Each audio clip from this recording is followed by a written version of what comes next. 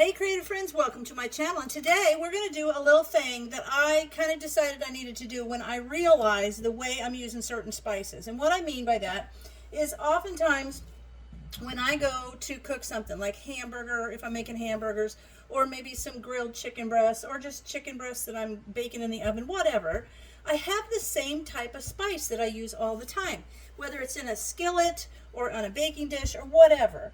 And it's usually garlic powder and onion powder, kind of usually in about equal amounts.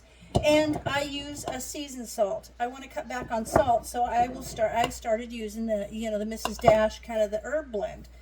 And I realize, and then pepper.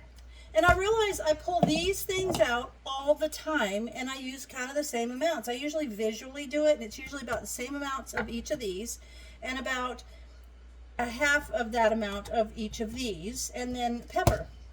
So I decided, why not get my little spice container and make the blend that I use so that I can just pick up the spice container and sprinkle it on whatever. Now, if you have a special blend that you kind of look at how you're cooking and you realize, I use that all the time. That's always what I do. Or if somebody says, oh, what should I put on this? And you always say, oh, garlic powder and onion powder. And it's the same thing. Make yourself a blend. So what I'm going to do is I've got my little container here, and I went ahead, I'm going to do it in 1/4 cup increments. But this lid is too small to put a 1/4 cup in, so a 1/4 cup is about 4 tablespoons. So I'm going to put 4 tablespoons of garlic powder and onion powder, and then 2 tablespoons each of the mixed herbs and the seasoned salt, and about the same with the garlic or the pepper. And I've already ground that and put it in there. So now what I'm going to do is I've got a clean towel to wipe off my tablespoon in between so I don't contaminate the herbs. So there's 2 tablespoons of the seasoned salt. And normally I would do the same amount of all 3 of those, but I'm trying to cut back on salt. Salt and sugar, trying to get rid of. So I'm going to wipe this off with my clean towel. And then I'm going to do 2 tablespoons of the old herb blend. And that's going to give me good. And just imagine this sprinkled like on, say, pork chop. Just putting it in a pork chop before you put it in the oven, to bake it or something. And even if you put this in your breadcrumb mix when you're coating chicken, for example. Now I'm going to do 4 of these guys. And measure your spice container. I know these are the Tupperware spice containers, and that holds a cup. So I know that how much I can put in there. So that's cool. Let me wipe that off.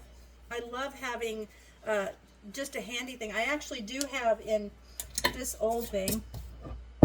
This one has, I just know this. It should be labeled because nobody else would know it. But this one has cinnamon and nutmeg in it.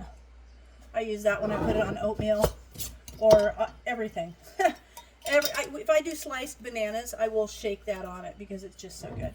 Okay, now we're going to do 4 of these. So just think about what you have. And also by doing this, I don't have to open my spices as frequently and expose them to humidity. So that, I think, should help keep my spices fresher. Now, use my little whisk. I'm going to whisk all this together. And of course, I'll always shake my little jar. See how it's mixing up there and everything's nicely mixed? You know what this is good on too? If you just do pasta, do like noodles, and do this with butter. That's really good. Pasta with butter and any kind of herb or flavoring is always good. Okay, so I've got that pretty well mixed. Yeah, it smells fabulous, and it's just a great way, kind of an all-purpose deal, I think. You see how that is? And now, I'm just going to sprinkle it into my little spice container. And I'm just going to set this on the counter by where I do all my prep. And I can just pick this up and I know what's in it. I know there's no funky business in it, for one thing. And I know that there's enough that I will have it for a lot of recipes. And FYI, if you're going to put something in the container, always leave a little extra space so it's got room to move around when you shake it. If you pack it so tight, it's not going to be able to move around. Now, I'm going to just hold my hand out.